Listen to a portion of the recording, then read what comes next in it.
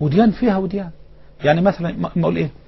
فخلف من بعدهم خلف أضاعوا الصلاة واتبعوا الشهوات فسوف يلقون غيا. ما هو الغي؟ من طريق أبي عبد الرحمن عبد الله بن مسعود وحسنه الألباني رحمه الله: الغي واد في جهنم بعيد قعره خبيث طعمه فيه حيات وعقارب لو سيرت فيه جبال الدنيا لذابت من شدة حره وهو مسكن من يتهاون بالصلاة. لا أنا عايز أقف مع دي.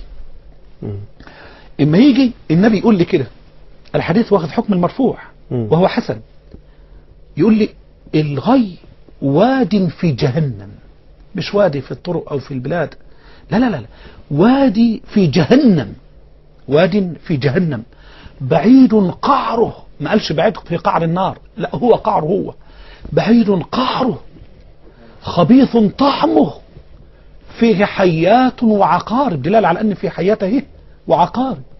ما قالش ابن آدم يذوب فيه، لا لا لا، لو سيرت فيه جبال الدنيا، الجبال دي كلها لو سيرت فيه جبال الدنيا لذابت من شدة حره، ما قالش من شدة ناره، لذابت من شدة حره وهو مسكن من يتهاون بالصلاة.